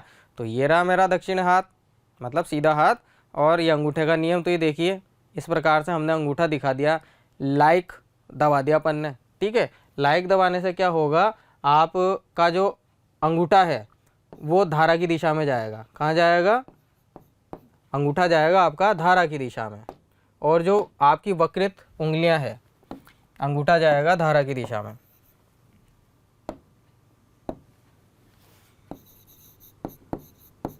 ठीक है। और उस धारा के कारण इस तरीके से विद्युत क्षेत्र बल रेखाएं इस तरीके से बनेगी, ठीक है। तो इसको अपन बोल देंगे बी, या फिर सिंपल इसको लिख सकते हैं हम क्षेत्र। क्या लिखेंगे? क्षेत्र। तो यही समझाया गया था इस नियम के कि यदि आपके दक्षिण हाथ मतलब सीधे हाथ की उंगलियां, ये देखिए ये उंगलियां जिस दिशा में उंगलियां मुड़ती है, तो आप देख रहे हैं कि उंगलियां वृत्ताकार पथ में मुड़ रही हैं। कैसे मुड़ रही है? ये देखिए, ये वृत्ताकार पथ में मुड़ रही है, और अंगूठा कैसे जा रहा है? एक सीधी दिशा में ऊपर की तरफ। तो इस नियम के अनुसार यही कहा गया था कि यदि आपका अंगूठा आप अपने दक्षिण हाथ का अंगूठा आप विद्युत धारा की दिशा में रखेंगे तो घूमती हुई उंगलियां चुंबकीय क्षेत्र की दिशा को निरूपित करेंगे। तो देखिए चुंबकीय क्षेत्र कुछ इसी तरीके से है। अगर मैं इसी हाथ को उल्टा कर दूं यूं को, तो चुंबकीय क्षेत्र अभी भी बनेगा तो वृत्ताकार ही, लेकिन उसकी दिशा परिवर्तित हो जाएगी। ठीक है, चलिए अगले प्रश्न को देखते हैं। अगले प्रश्न में पूछा गया है बच्चों कि दिए गए विद्युत परिपथ में तुल्यांक प्रतिरोध कितना है या परिणामी प्रतिरोध कितना है। तो यहाँ पर दो प्रतिरोध हैं 2-2 ओम के, और दोनों को श्रेणी में जोड़ रखा है। तो हम जानते हैं कि समांतर क्रम के अंदर जो प्रतिरोध होते हैं वह सामान्यतया जोड़ दिए जाते हैं। तो हमारे पास आ जाएगा 2 + 2 = 4 ओम, 2 + 2 = 4 ओम। मतलब हमारे पास जो तुल्यांक प्रतिरोध है वह 4 ओम आ चुका है। ठीक है बच्चों, चलिए अगले प्रश्न को देखते हैं। अगले प्रश्न में हमसे पूछा गया है कि ऊर्जा के नवीनीकरणीय स्रोत और अनवीनीकरणीय स्रोत की परिभाषा लिखिए। ठीक है, हमें परिभाषा लिखनी है रिन्यूएबल। सबसे पहले नवीनीकरणीय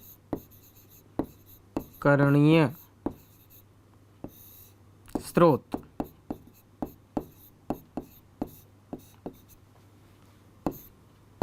ऐसे स्रोत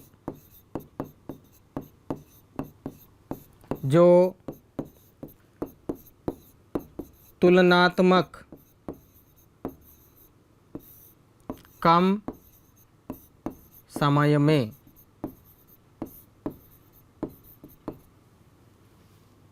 पुनः उत्पादित हो सकें, उन्हें हम क्या बोलेंगे? उन्हें हम बोलेंगे नवीनीकरणीय स्रोत, जो दोबारा नए मतलब जो हमेशा नए बने रहते हैं, बार बार नए बन जाते हैं। ठीक है ना, जैसे सूर्य का प्रकाश, पवन का वेग। ठीक है ना, क्या पवन कभी खत्म होएगी? क्या सूरज का प्रकाश कभी खत्म होगा? नहीं, वह रोज नया बन जाता है। ठीक है ना, इसलिए सूरज का प्रकाश कभी भी खत्म नहीं होगा। इसीलिए हम सूर्य के प्रकाश को नवीनीकरणीय स्रोत बोलते हैं। किसका स्रोत? ऊर्जा का स्रोत। लेकिन बच्चों दूसरे स्रोत भी हैं जो हैं अनवीकरणीय,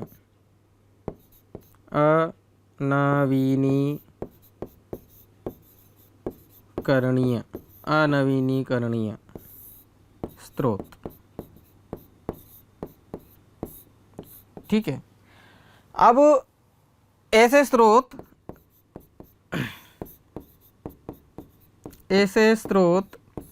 जो प्राकृतिक रूप से पुनः उत्पादित, जो प्राकृतिक रूप से पुनः उत्पादित नहीं होते। ठीक है बच्चों, हाँ। तो नवीनीकरणीय स्रोत वो स्रोत होते हैं जो प्राकृतिक रूप से तुलनात्मक कम समय में ही दोबारा से बन जाते हैं। सूर्य का प्रकाश हो गया, हवाएं हो गई, बरसात हो गई, ज्वार भाटे हो गए, समुद्र में आने वाले ज्वार भाटे, तो उस हिसाब से आप जानते हैं कि इनको तुलनात्मक कम समय लगता है। ठीक है ना, तो इससे हम ऊर्जा की प्राप्ति कर लेते हैं। लेकिन अनवीनीकरणीय स्रोत वो स्रोत हैं जो प्राकृतिक रूप से उत्पादित नहीं होते, जैसे कोयला, ठीक है, पेट्रोल। तो ये ऐसे स्रोत हैं ऊर्जा के, ये भी हमें ऊर्जा देते हैं, लेकिन ये ऐसे स्रोत हैं जो प्राकृतिक रूप से दोबारा उत्पादित नहीं हो सकते। या फिर यूं कहें इनको प्राकृतिक रूप से दोबारा उत्पादित होने में हजारों करोड़ों साल लगेंगे, मतलब तुलनात्मक रूप से बहुत ही लंबा समय लगेगा। ठीक है, तो ये दोनों ऊर्जा के स्रोतों की हमने परिभाषा लिख दी है। चलिए विद्यार्थियों अगले प्रश्न को देखते हैं। अब हमारे पास सेक्शन सी आ गया है बच्चों, है ना। अगला प्रश्न होता है वसा युक्त खाद्य पदार्थों को विकृतगंधिता से बचाने का एक उपाय लिखिए। ठीक है ना, रैंसिडिटी। तो रैंसिडिटी को इम्प्रूव करने के लिए हमें इसके अंदर बदबू ना आए, ये बेकार ना हो, इसके लिए हमें एक उपाय लिखना है। तो चलिए बचाने का पहला उपाय लिखते हैं। पहला उपाय हो जाएगा वायुरोधी डिब्बों में, वायुरोधी डिब्बों में रखना। ठीक है, दूसरा हो जाता है प्रति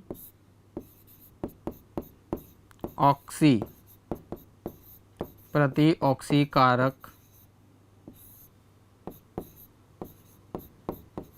मिलाकर रखना, प्रति ऑक्सी कारक मिलाकर रखना। या फिर अक्रिय गैस के साथ सील पैकिंग। चिप्स का पैकेट अपन फाड़ते हैं तो उसके अंदर से गैस निकलती है ना, बोले हवा भर रखी है, तो वो अक्रिय गैस भरी जाती है जिससे उनके अंदर विकृतगंधिता या फिर रेंसिडिटी पैदा ना हो, मतलब वो खराब ना हो। ठीक है ना, तो ये 3 उपाय हैं जिनसे आप वसायुक्त खाद्य पदार्थों को बचा सकते हो। और पूछा गया है, एक अभिक्रिया दे रखी है कि क्यूप्रस ऑक्साइड में हाइड्रोजन का संयोग किया तो हमें कॉपर मिला और H2O की प्राप्ति हुई। तो किस पदार्थ का अपचयन और किसका उपचयन हुआ है? ठीक है ना, तो अपचयन और उपचयन, ऑक्सीडाइज्ड एंड रिड्यूस्ड, है ना। तो ऑक्सीकरण और अनाक्सीकरण, देखिए ऑक्सीजन का जुड़ना,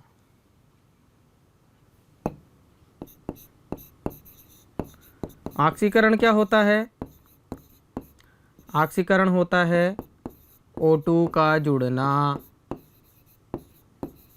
ठीक है, ऑक्सीकरण होता है O2 का जुड़ना, मतलब अगर आपके ऑक्सीजन का योग हो जाता है तो हम ऑक्सीकरण कहेंगे। ठीक है ना, और अगर ऑक्सीजन निकल जाती है तो उसे हम अपचयन बोलेंगे। तो देखिए ऑक्सीकरण किसका हो रहा है यहाँ पर देखिए विद्यार्थियों, ये हाइड्रोजन अकेला था पहले तो, ठीक है ना, लेकिन अभिक्रिया करने के बाद इसके पास आके हाइड्रोजन ऑक्सीजन जुड़ चुकी है ना। तो ऑक्सीकरण किसका हुआ? हाइड्रोजन का। तो ऑक्सीकरण किसका हुआ? हाइड्रोजन का ऑक्सीकरण हुआ है। और ऑक्सीजन किसके पास से चली गई है? किसके कमी आ गई ऑक्सीजन की? देखिए पहले ऑक्सीजन इस कॉपर के साथ थी लेकिन बाद में इस कॉपर से अलग हो गई है। तो अपचयन किसका होगा? अपचयन होगा कॉपर का। तो कॉपर का अपचयन हुआ है और हाइड्रोजन का ऑक्सीकरण हुआ है। ठीक है बच्चों, चलिए अगले प्रश्न को देखते हैं। अगले प्रश्न में बोला गया है कि मानव में अग्नाशय ग्रंथि से निकलने वाले हार्मोन का नाम तथा कार्य लिखो, इसकी कमी से होने वाले रोग का नाम लिखिए। ठीक है, तो सबसे पहले हम हार्मोन का नाम लिख देते हैं भाई।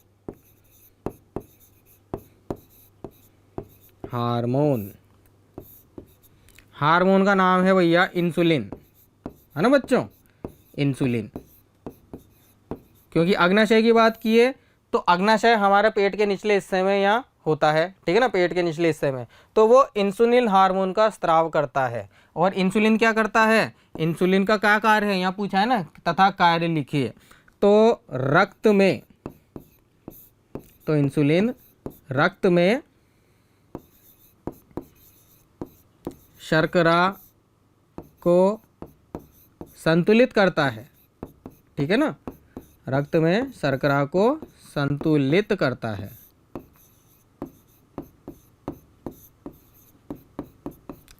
मतलब शक्कर, हमारे रक्त में जो शर्करा की मात्रा होती है वह न तो ज़्यादा होनी चाहिए और न ही कम होनी चाहिए। उस रक्त की शर्करा की मात्रा को ये बनाए रखता है, मेंटेन करके रखता है, ठीक है ना। यही इस इंसुलिन हार्मोन का कार्य है। लेकिन जब इंसुलिन अपना कार्य सही से नहीं कर पाता, मतलब रक्त में शर्करा की मात्रा को वो रेगुलेट नहीं कर पाता, कम या ज़्यादा नहीं कर पाता, तो शर्करा की मात्रा कभी बहुत ज़्यादा हो जाती है या कभी बहुत ही कम हो जाती है। तो उससे होने वाली जो बीमारी है, उसके कारण जो होने वाली बीमारी है, उस बीमारी को हम बोलते हैं डायबिटीज़, या फिर हिंदी में कहें तो मधुमेह। मधुमेह, ठीक है बच्चों। तो यही इसका जवाब था। अग्नाशय, अग्नाशय कहाँ होता है? पेट के निचले हिस्से में। उसमें निकलने वाले हार्मोन का क्या नाम है? इंसुलिन। इंसुलिन का क्या कार्य है? रक्त में शर्करा की मात्रा को संतुलित करना, और ऐसा न होने के कारण जो बीमारी उत्पन्न होती है उसका नाम है मधुमेह। ठीक है बच्चों, चलिए अगले प्रश्न की तरफ चलते हैं। जी हाँ, अगला प्रश्न बोला है कि मानव में लिंग निर्धारण को समझाएं और इसका आरेख चित्र भी बनाइए। ठीक है, तो लिंग निर्धारण कैसे होता है? लिंग निर्धारण के लिए हमें गुणसूत्रों का एक आरेख बनाना पड़ेगा। जैसा कि हम जानते हैं मानव शरीर के अंदर 23 जोड़े गुणसूत्र होते हैं, मतलब कुल 46 गुणसूत्र होते हैं। ठीक है ना। उन 46 गुणसूत्रों में से 44 गुणसूत्र तो समान होते हैं नर और मादा दोनों के लिए, लेकिन अंतिम के जो 2 गुणसूत्र होते हैं वही लिंग का निर्धारण करते हैं। तो मानते हैं हम कि ये नर है और ये मादा है या फिर स्त्री है। ठीक है, तो नर के जो गुणसूत्र थे वो थे XY और मादा के जो गुणसूत्र थे वो थे XX। ठीक है, तो जब अर्धसूत्री विभाजन हुआ तो इसका X अलग हो गया और इसका Y अलग हो गया। अर्धसूत्री विभाजन पढ़ा है ना अपन ने, जनन के दौरान जो होता है। उसी प्रकार से जो स्त्री के गुणसूत्र थे उसका X अलग हो गया और दूसरा X भी अलग हो गया।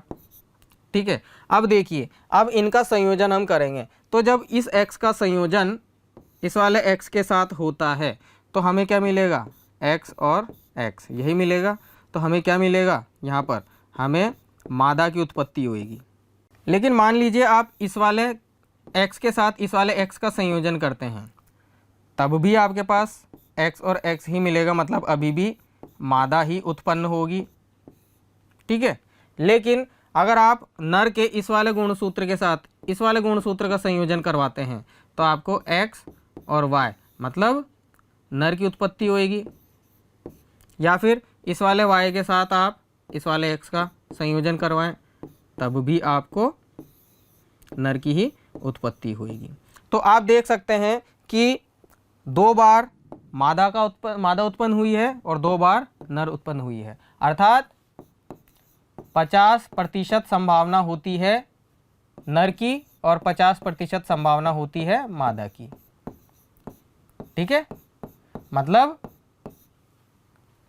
लड़का भी हो सकता है और लड़की भी हो सकती है। तो लिंग निर्धारण के लिए ये वाला आरेख जो पूछा गया था वो आपने अच्छे से बना दिया है, आप इसको अच्छे से समझा सकते हैं। चलिए बच्चों, अब अगले प्रश्न की तरफ चलते हैं। तो विद्यार्थियों, अगले प्रश्न में कहा गया है दीर्घ दृष्टि दोष के निवारण के लिए कौन सा लेंस काम आता है। ठीक है, तथा दूसरा पूछा गया है सूर्योदय तथा सूर्यास्त के समय सूर्य का रंग लाल क्यों दिखाई देता है। तो पहले सवाल का जवाब तो यही हो जाएगा हमारे पास, उत्तल लेंस, है ना, क्योंकि हमने अच्छे से पढ़ा है कि अगर दीर्घ दृष्टि दोष है, दीर्घ दृष्टि दोष,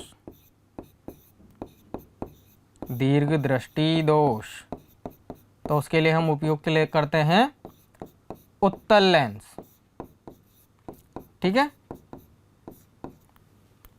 और दूसरे सवाल का जवाब होगा सूर्योदय तथा सूर्यास्त के समय सूर्य का रंग लाल क्यों दिखता है। क्योंकि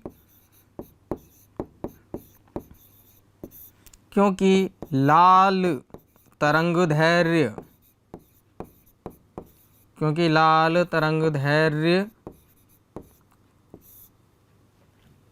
का प्रकीर्णन प्रकीर्णन न्यूनतम होता है। कितना होता है? न्यूनतम होता है। क्या है ना, सुबह और शाम के वक्त सूर्य से निकलने वाले प्रकाश को पृथ्वी के वायुमंडल में ज़्यादा लंबाई या ज़्यादा दूरी तय करनी पड़ती है, ठीक है। और उस कारण से वायुमंडल में मौजूद छोटे छोटे कणों के कारण प्रकाश का प्रकीर्णन होता है, प्रकाश छितरा जाता है, ठीक है ना। तो सूर्य की लाल रंग की तरंगदैर्घ्य सबसे बड़ी होती है, इसीलिए उसका प्रकीर्णन भी सबसे कम होता है, इसलिए वह छितरा नहीं पाता और सीधा हमारी आंख पर आके आपतित होता है, इसलिए हमें लाल रंग की अनुभूति होती है, ठीक है ना। तो दीर्घ दृष्टि दोष के लिए आप उत्तल लेंस से बना हुआ चश्मा पहनेंगे तथा सूर्योदय तथा सूर्यास्त के समय लाल रंग दिखने का कारण प्रकीर्णन की प्रक्रिया है, और प्रकीर्णन न्यूनतम किस में होगा? लाल रंग की तरंगदैर्घ्य में, और अधिकतम किस में होगा? बैंगनी रंग की तरंगदैर्घ्य में। चलिए बच्चों, अगले प्रश्न को देखते हैं। अब आपका लास्ट खंड द आ चुका है। चलिए, इसमें प्रश्न में पहले में पूछा गया है कि विरंजक चूर्ण का रासायनिक सूत्र व कोई एक उपयोग लिखिए। दूसरा पूछा गया है बेकिंग सोडा का रासायनिक सूत्र व कोई एक उपयोग लिखिए, तथा तीसरा पूछा गया है कि अम्ल तथा क्षार में हमें कोई भी दो अंतर लिखने हैं, ठीक है। तो विरंजक चूर्ण का सूत्र जो होता है हमारे पास वो होता है CaOCl2, है ना। ये विरंजक चूर्ण है, ब्लीचिंग पाउडर, इंग्लिश में इसको ब्लीचिंग पाउडर बोल देते हैं, ठीक है ना। और इसका उपयोग हो जाएगा ऑक्सीकारक के रूप में, ऑक्सीकारक के रूप में, ऑक्सीकारक के रूप में। भाई इसमें विरंजक चूर्ण में जो ये ऑक्सीजन है, ठीक है ना, ये ऑक्सीजन ये तुरंत दे देता है, ठीक है, मतलब खुद का अपचयन कर लेता है, लेकिन सामने वाले का वो ऑक्सीकरण कर देता है, इसीलिए, ठीक है ना। तो विरंजक चूर्ण का रासायनिक सूत्र ये होता है, और उसका एक उपयोग हो गया ऑक्सीकारक के रूप में। वैसे इसके अन्य कई प्रकार के उपयोग हैं, इसको रंग उड़ाने के रूप में भी उपयोग में लिया जाता है, कागज उद्योग और रेशम उद्योग के अंदर, ठीक है। तो एक उपयोग यहाँ पर ये काफ़ी है। दूसरा आ जाता है बेकिंग सोडा का रासायनिक सूत्र। तो बच्चों, बेकिंग सोडा का रासायनिक सूत्र अपने पास हो जाएगा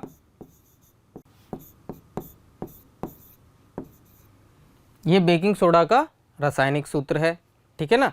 अब बेकिंग सोडा ये अपन ने ले लिया है, इसका उपयोग हम लिखेंगे प्रति अम्ल बनाने में। किसमें?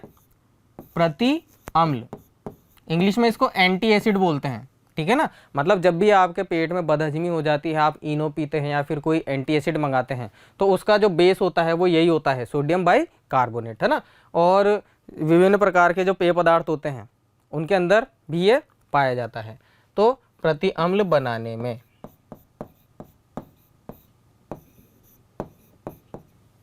उसके बाद अम्ल तथा क्षार में कोई दो अंतर लिखिए, ठीक है। अम्ल तथा क्षार में हमें कोई दो अंतर लिखने हैं। तो पहला तो मैं यहाँ अम्ल के लिए लिख देता हूँ, दूसरा यहाँ क्षार के लिए लिख देता हूँ, ठीक है। पहला क्या हो जाएगा? पहला हो जाएगा जलीय विलयन में अम्ल क्या करते हैं बच्चों? जलीय विलयन में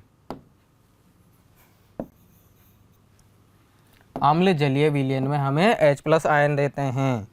जलीय विलयन में H+ आयन देते हैं, ठीक है। ये क्या करेंगे? क्षार जो होते हैं वह जलीय विलयन में OH- आयन देते हैं।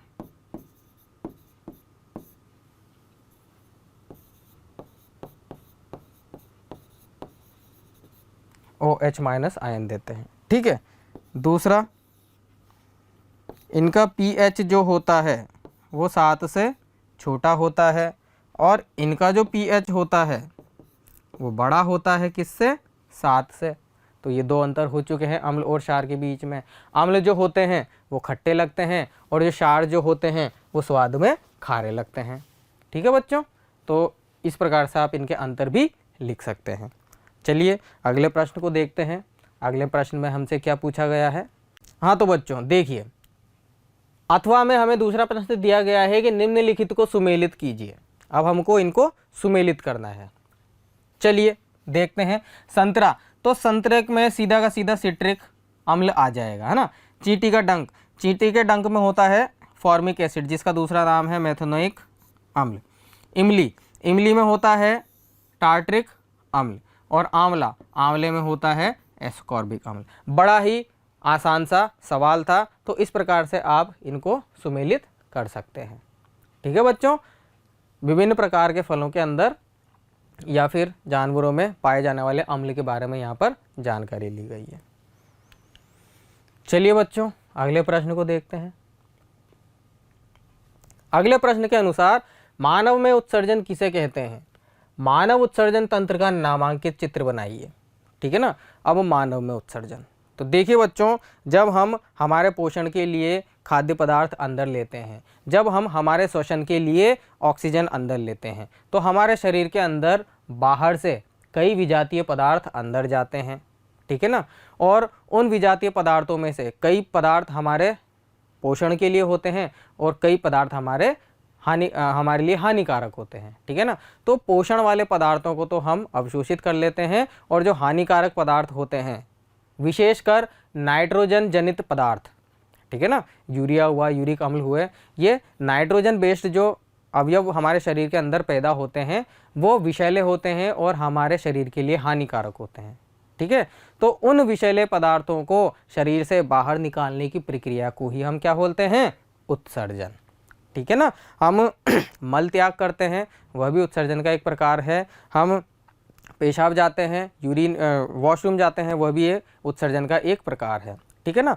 तो उत्सर्जन क्या होता है? शरीर में उपस्थित नाइट्रोजन जनित अवयव, नाइट्रोजन सहित अवयव है ना, या फिर नाइट्रोजनकारी अवयव जो होते हैं, है ना, वो अपशिष्ट के रूप में रहते हैं हमारे शरीर में। तो उन नाइट्रोजनकारी अवयवों के निष्कासन की प्रक्रिया को ही हम क्या बोलते हैं? उत्सर्जन बोलते हैं।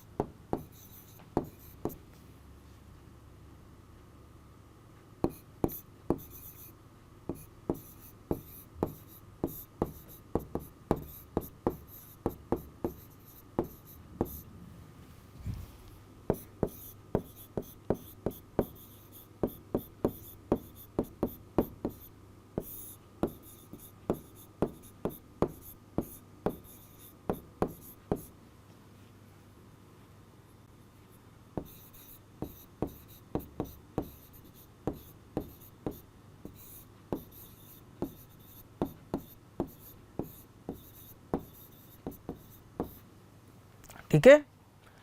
दूसरा कहा गया है कि मानव उत्सर्जन तंत्र का नामांकित चित्र बनाइए। तो बच्चों चित्र भी आपको आगे वाली स्लाइड में दिखाएंगे। देखिए, ठीक है, उत्सर्जन तंत्र में हमारे पास किडनी का चित्र आया है, जिसमें देखिए आप, ये हमारे पास महाशिरा है और ये हमारे पास महाधमनी है। ठीक है ना। महाधमनी से रक्त आता है, शुद्ध रक्त, और महाशिरा से अशुद्ध रक्त या फिर कार्बन डाइऑक्साइड वाला रक्त वापस फेफड़ों में जाता है। ठीक है ना। अब ये दोनों हमारे किडनी से जुड़ी हुई हैं। किडनी को इंग्लिश में, हिंदी में बोलते हैं वृक्क। मानव शरीर में 2 वृक्क होते हैं, है ना, या फिर 2 किडनी होती है। इन दोनों किडनियों का क्या कार्य होता है? इन दोनों किडनियों का कार्य होता है रक्त को छानना, रक्त को शुद्ध बनाना। ठीक है। रक्त को कैसे शुद्ध बनाया जाएगा? रक्त को शुद्ध बनाने के लिए किडनी के अंदर नेफ्रॉन नाम की छोटी छोटी इकाइयाँ होती है, संरचनाएं होती है। जिसके अंदर रक्त जाकर उसमें से नाइट्रोजन जनित पदार्थों को वह यूरिक अम्ल और यूरिया के रूप में छान लेता है। ठीक है, तो मानव उत्सर्जन तंत्र के अंदर हमारे पास वृक्क आ जाते हैं, उसके बाद मूत्र वाहिनी आ जाती है, ये जो नलियाँ दिखा रखी है, और मूत्राशय और मूत्र मार्ग आ जाता है। ठीक है ना, किडनी से मूत्रवाहिका, मूत्रवाहिनी यहाँ पे मूत्राशय में आके इकट्ठी होती है यहाँ पर, उसके बाद मूत्र मार्ग के द्वारा ये शिश्न से होते हुए शरीर के बाहर त्याग दिया जाता है। तो इस प्रकार का चित्र आपको बनाना है। ठीक है बच्चों, चलिए इसके अन्यथा वाले भाग में पूछा गया है कि मानव में अपोहन डायलिसिस क्रिया को समझाइए। ठीक है, तो बच्चों डायलिसिस होता क्या है? डायलिसिस एक प्रक्रिया है जो किडनी द्वारा छाने गए रक्त के समान है ना। किडनी जिस प्रकार से रक्त को छानती है तो वही प्रक्रिया डायलिसिस के दौरान होती है। अर्थात जब किसी व्यक्ति के किडनी में इन्फेक्शन हो जाता है, किडनी सुचारू रूप से या वृक्क सुचारू रूप से कार्य ना करे, तब हमें उस मनुष्य के रक्त को डायलिसिस करना पड़ता है। ठीक है ना, अब देखिए डायलिसिस कैसा होता है। ये देखिए डायलिसिस कुछ इस तरीके से होता है। हम 2 नलिकाओं के द्वारा मनुष्य के शरीर से रक्त बाहर निकालते हैं। उस बाहर निकाले हुए रक्त को पंप करके इस डायलिसिस मशीन में डालते हैं। इस डायलिसिस मशीन में से जब इस रक्त को अच्छे तरीके से छाना जाता है, इसको शुद्ध किया जाता है, इसमें से नाइट्रोजन युक्त पदार्थों को अलग किया जाता है, यूरिक एसिड और यूरिक अम्ल और यूरिया के रूप में अलग किया जाता है, और उसके बाद शुद्ध रक्त को वापस से मानव शरीर के अंदर पहुंचाया जाता है। तो इस प्रकार से ये एक कृत्रिम किडनी की तरह कार्य करता है। ठीक है ना, तो डायलिसिस मशीन एक कृत्रिम किडनी की तरह पूरे मानव के रक्त को साफ करती है। ठीक है, तो ये डायलिसिस की प्रक्रिया है। आप इस वाले डायग्राम को बना देंगे तो आपको अच्छे से समझ में आ जाएगा। चलिए विद्यार्थियों अगले प्रश्न को देखते हैं। तो विद्यार्थियों भोजन का पाचन, हम जानते हैं कि हम हमारे पोषण के लिए भोजन करते हैं।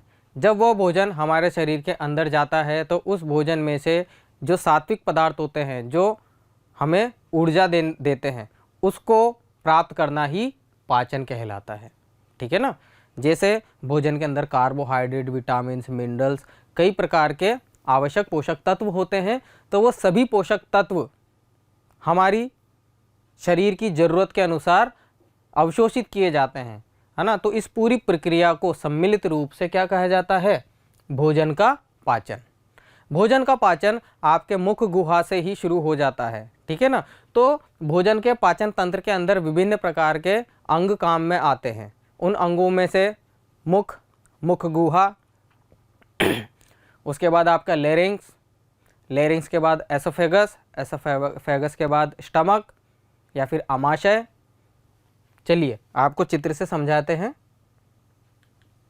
ये देखिए, तो ये पाचन तंत्र का भाग है, और इस पाचन तंत्र के अंदर वो प्रक्रिया अपनाई जाती है जिससे जितने भी सात्विक पोषक पदार्थ हैं उनका अवशोषण किया जा सके। अब विभिन्न अंगों के नाम मैं बता देता हूँ। जिह्वा जो भोजन का स्वाद लेती है और लार को अच्छे से भोजन में मिला देती है। मुख या मुख गुहा के अंदर हम भोजन डालते हैं, पोषक पदार्थ डालते हैं। ग्रसिका ये नली होती है जो मुख से आमाशय को जोड़ती है। देखिए ये आमाशय आ गया, है ना। आमाशय मतलब आंतरिक पेट। इस आमाशय के अंदर खाना जाता है, यहाँ पर हाइड्रोक्लोरिक एसिड होता है जो उस खाने के पाचन की शुरुआत करता है। इस आमाशय के बगल में देखिए, इस आमाशय के बगल में पित्ताशय जुड़ा हुआ है, पित्त नली जुड़ी हुई है, यकृत जुड़ा हुआ है और अग्नाशय जुड़ा हुआ है। तो यकृत, अग्नाशय और पित्ताशय, ये तीन जो अलग अलग प्रकार की ग्रंथियां हैं, ये विभिन्न प्रकार के पाचक रसों का स्त्रावण करती है, और वो सारे के सारे पाचक रस इस आमाशय में से निकले हुए खाने के साथ मिक्स हो जाते हैं। ठीक है ना, जुड़ जाते हैं, और फिर वह सारे के सारे रस या एंजाइम जो पित्ताशय, लीवर या फिर अपने यकृत और अग्नाशय से निकले हैं, वो उन खाद्य पदार्थों में से पोषक पदार्थों की छटनी करते हैं। ठीक है ना, और वो सारे के सारे पोषक पदार्थ फिर किसके द्वारा अवशोषित कर लिए जाते हैं? छोटी आंत और बड़ी आंत के द्वारा। ये छोटी आंत और बड़ी आंत सारे पोषक पदार्थों को अवशोषित कर लेती है और रक्त में घोलकर हर उस जगह भेज देती है जहाँ पर ऊर्जा की जरूरत होती है। और बचा हुआ जो मल होता है फिर वह गुदा द्वार के द्वारा शरीर के बाहर निष्कासित हो जाता है। तो इस प्रकार से पाचन तंत्र का ये डायग्राम है और पाचन किसे कहते हैं, कैसे होता है, वह भी मैंने आपको यहाँ पर बता दिया है। चलिए बच्चों अगले प्रश्न की तरफ चलते हैं। अगले प्रश्न में कहा गया है कि भोजन के पाचन लार का एक कार्य बताइए। तो बच्चों लार जो होती है है ना, ये इसके साथ टाइलिन का स्त्रवण होता है ना, टाइलिन का स्त्रवण होता है लार से।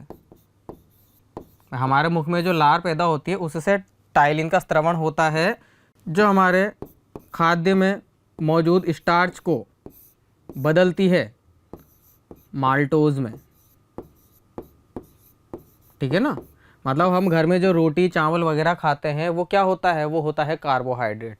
कार्बोहाइड्रेट टूटता है स्टार्च में और उस स्टार्च को भी माल्टोस शर्करा में बदलने का कार्य करता है ये टाइलिन। और वो टाइलिन किसकी सहायता से पैदा होता है, लार की सहायता से।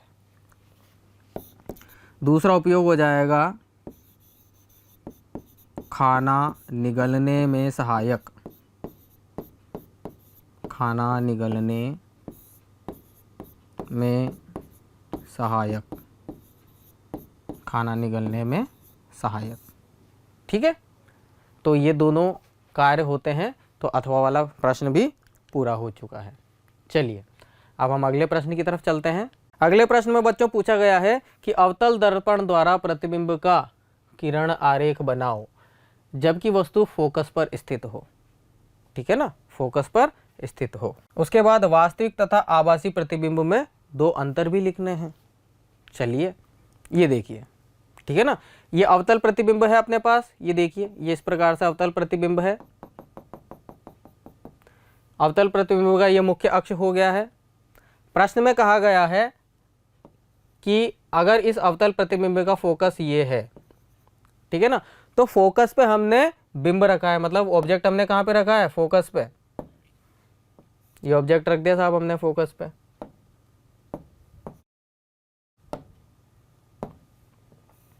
ये ऑब्जेक्ट हमने फोकस पे रख दिया। ठीक है,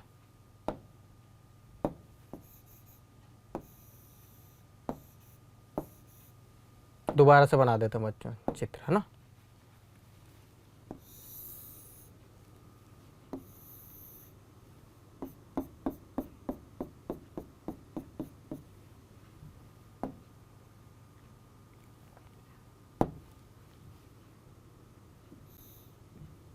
हमने फोकस पर एक ऑब्जेक्ट रख दिया है। ठीक है ना बच्चों। अब जैसा कि हम परावर्तन के नियम से जानते हैं, एक किरण मुख्य अक्ष के समांतर जाएगी और कहाँ से गुजरेगी, फोकस से। परावर्तन के बाद कहाँ से गुजरेगी, फोकस से गुजरेगी।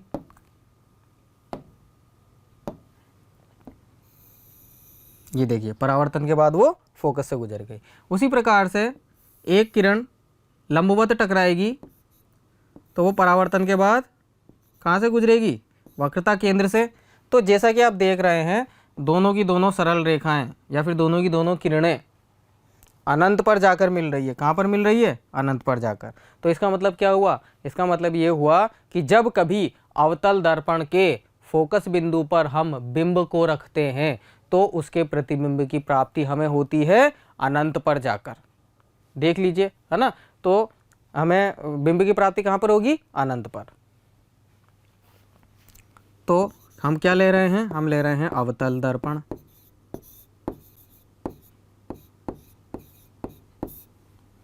ठीक है, अब अवतल दर्पण में हमारे पास u कितना है, f के बराबर। ठीक है, v कितना हो जाएगा, अनंत हो जाएगा, क्योंकि देखो किरण आरेख से हमने ये सत्यापित कर दिया है। और दूसरी चीज़ जो हमसे पूछी गई थी वो ये था, वास्तविक तथा आभासी प्रतिबिंब में दो अंतर लिखने हैं। तो पहला हम लिखते हैं वास्तविक,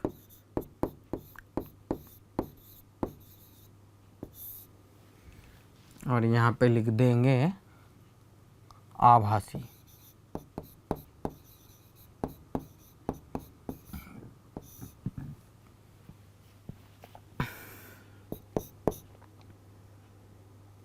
किरणें वास्तविकता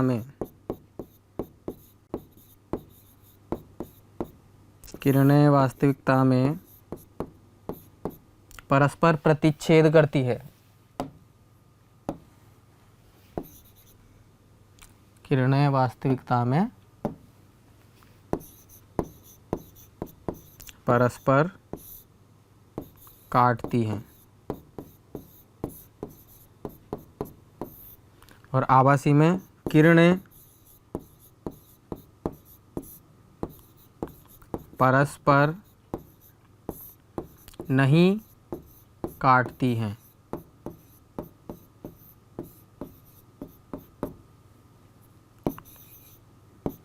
काटती हुई मानी जाती हैं। ऐसे लिख लेते हैं बच्चों ना।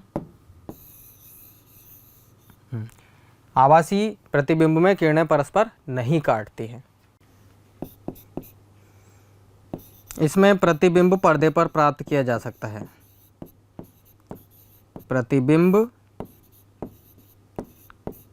पर्दे पर प्राप्त हो सकता है।